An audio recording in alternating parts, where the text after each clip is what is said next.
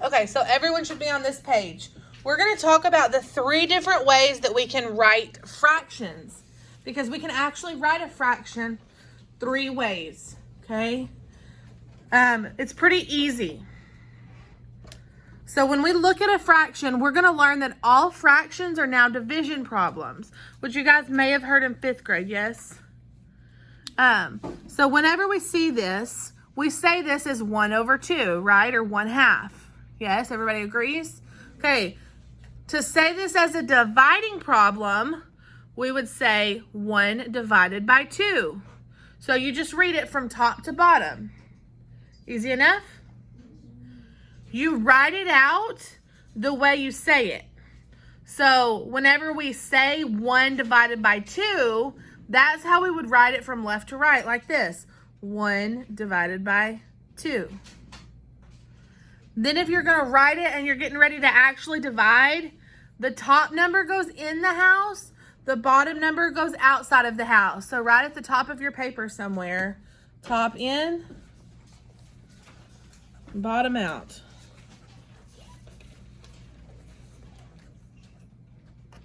And you guys will hear me say that a lot. Top in, bottom out.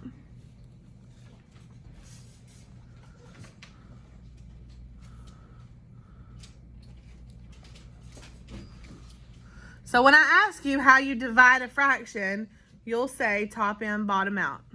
That means the top number kind of goes inside the little house. The bottom number is going to go on the outside.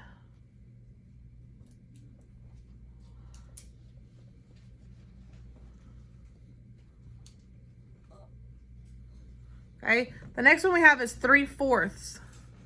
3/4. Brady, how do we say this as a division problem? 3 divided by 4. Good. So we're going to write it the way we would say it. 3 divided by 4. So then what number is going to go inside the division house? 3. Right, because top in, bottom out. So 3 inside, 4 outside.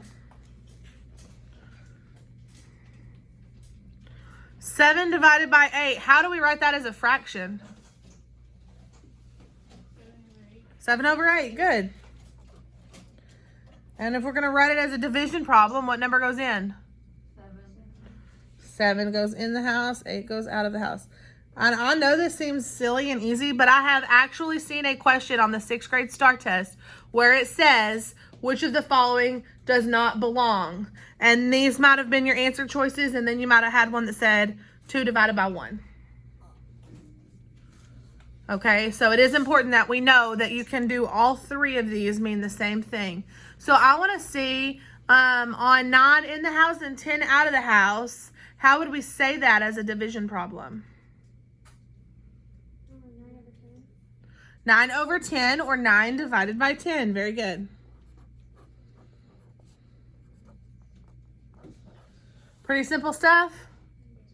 Okay, I want you to fill in the rest of the chart on your own and then check it with mine. So don't look at mine while you fill it in and then come back and fill it in on mine. I'm sorry, then come back and check it with the one I'm doing.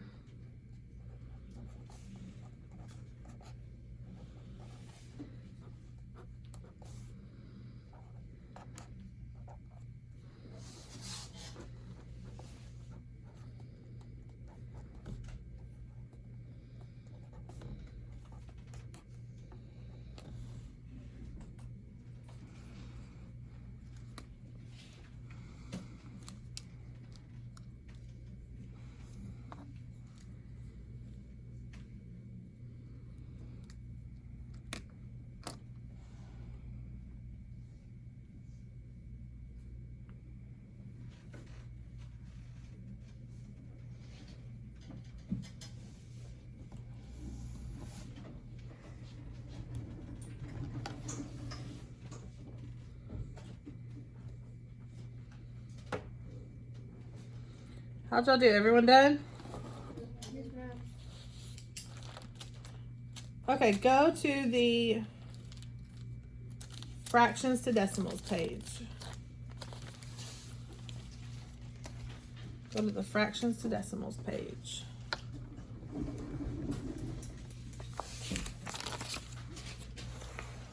The convert fractions to decimals is the page I'm looking for.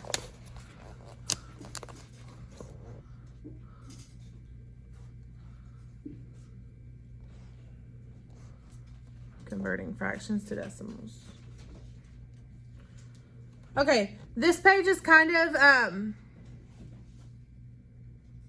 a fill in the blank. So I'm gonna write something and all you have to do is copy it, and then we're gonna do some examples together.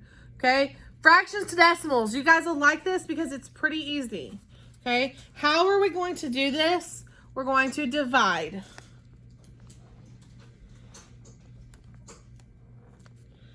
To convert fractions to decimals, all we have to do is divide.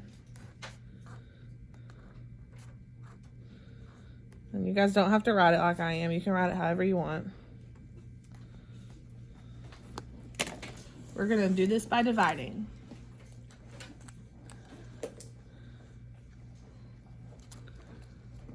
We're going to divide with the top in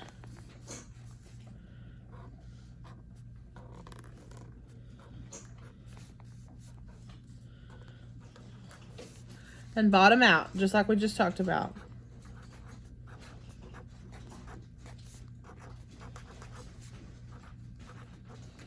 We're going to divide these with the top number in and the bottom number out.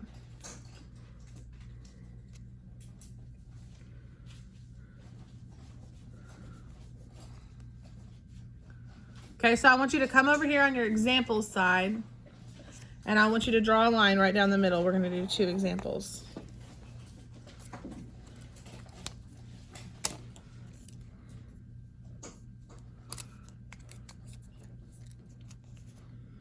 The first one we're going to do is 3/4. 3/4.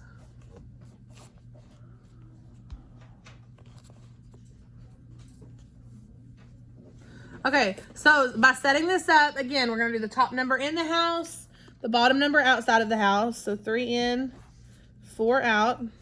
And then you guys already know how to divide. So the rest is easy because you already know how to do that. Does 4 go into 3? No. So we have to add a what here?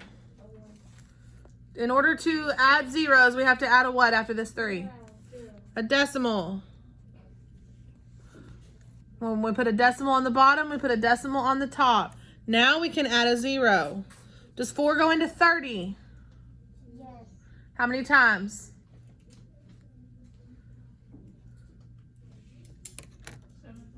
7 times. Very good. 7 times 4 is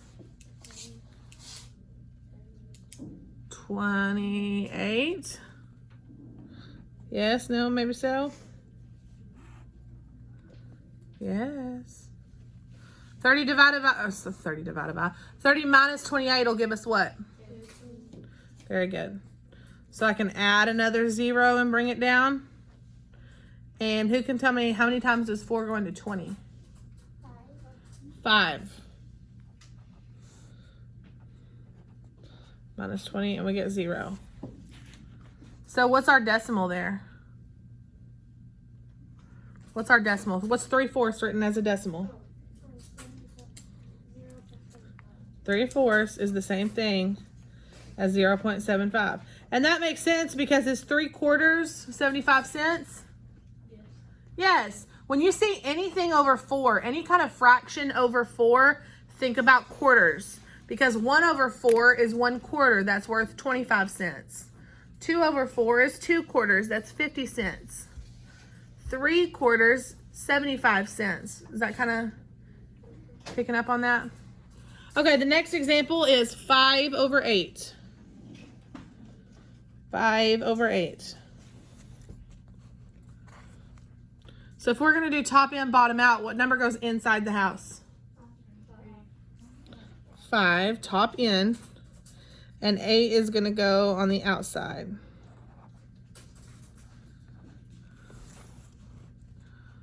Now, does 8 go into 5? No. So we're going to add some decimals, which lets us add a 0. Remember, if we add a decimal on the bottom, we have to add a decimal on the top. We add a decimal on the bottom, we have to add a decimal on the top. Does 8 go into 50? 6 times 8 is 48. Very good.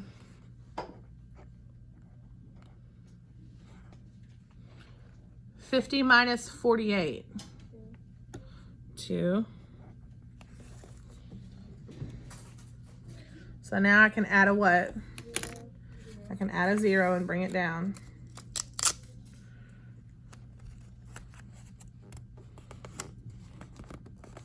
I'm just giving myself a little bit more room to write. I can add a 0 and bring it down. Does 8 go into 20? Yes. How many times? 2 times. And 8 times 2 is 16.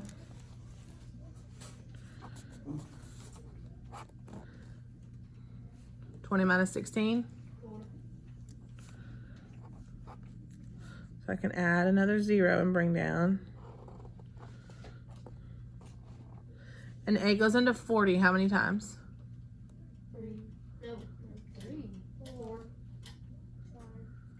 5. Very good. 8 times 5 is 40. So what's my decimal? What's 5/8 as a decimal? 5/8 equals 0.625.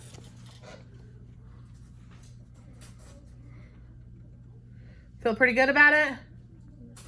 The dividing part is what you guys have to remember. You already know how to do that. So the only thing you're really learning how to do is to set it up with the top end and bottom out. Everything else you guys should already be good at. Okay? So looking back, now let's learn how to do a whole number. Now let's talk about whole numbers. In order to do a whole number, we're going to leave it off and divide.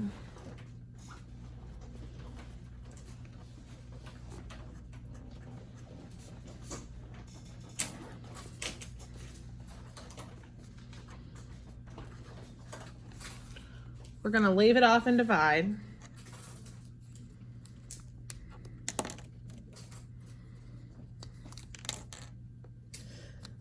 Then we're going to add it back to the end.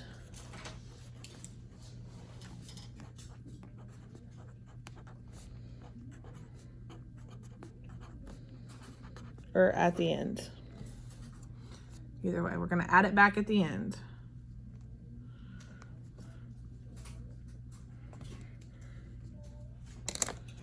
We're going to add it back at the end.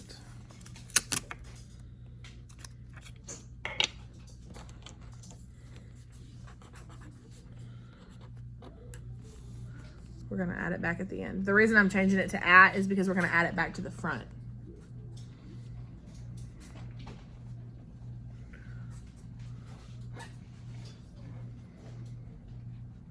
We're going to add it back at the end. Okay. So again, we're going to do 2 examples here.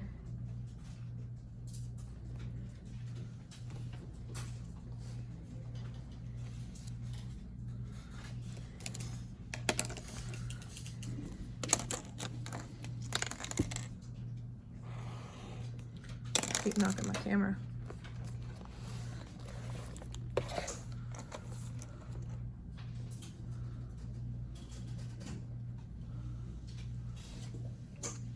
The first example we're going to do is 2 3/5. 2 3/5. So what did we write in our notes as the first step of a whole number? Leave it off and divide, right? So you're literally going to kick it down or kick it off to the side and leave it off. So I'm going to bring that whole number down and leave it right there. And then I'm just going to divide my fraction. I'm just going to do top and bottom out and divide my fraction. So what number goes in the house? 3. We're going to do top in, bottom out. 3 in, 5 out. Does 5 go into 3? No, so we're going to need decimals. And add a 0. Does 5 go into 30? Yes, 6 times. Very good. And 30 minus 30 is going to give me what? 0. Okay. Now all I have to do is add my whole number back. So when we took that whole number off, we've got a 0 up here. We know 0 is not really our whole number. What's our whole number? 2. So we're going to take 2 and we're going to take decimal 6 and we're going to combine them together. So we're going to make it 2 point what? 6. All we did is we just kind of put our whole number on hold. I like that. That makes sense. It's like saying I have $2 and then I have 3/5 of a dollar. Well, you don't need to know how many dollars. You already know how many dollars. You're just trying to figure out that change piece. Yep, and then we can just put it back together at the end. Super easy, right? Awesome. And the last one we're going to do is 4 1/3. 4 1/3.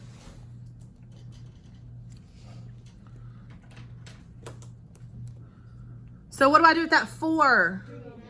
Yeah, just bring it down and leave it. Kick it off on the island. Tell it good riddance. Now we've got 1/3. How are we going to divide 1/3? 1 in the house, 3 out of the house. And I want you to try to divide this one on your paper. If you get stuck, look up here and check it with mine. If you get stuck, watch and check it with mine.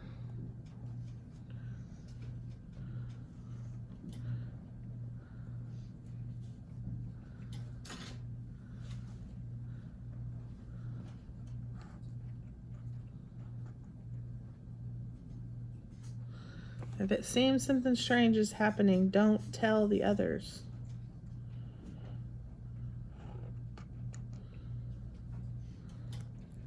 That was a joke, guys.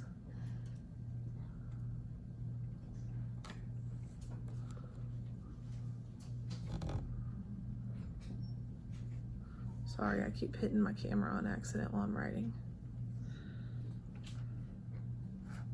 What's happening here? Are we ever going to be able to get rid of that 3? No, because 3 times 3 is always going to be 9. 10 minus 9 is always going to be 1. Add a 0. 3 times 3 is 9. 10 minus 9 is 1. 10 minus 9 is 1. Add a 0. 3 times 3 is 9, right? That's going to happen forever. Yes? We call this a repeating decimal. It makes sense, right? Because it's a decimal that repeats forever. Okay, that we have a special way of writing this. We put a bar over it. So instead of writing 0.333 on and on and on, we just put 0.3 and we put a bar over the top. That symbolizes that this 3 continues on and on and on. Pretty simple. Now, what was our whole number? 4 point.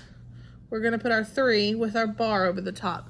The bar only goes over the 3 because the 3 is the only number that repeats. The 4 does not repeat, so the 4 does not get a bar.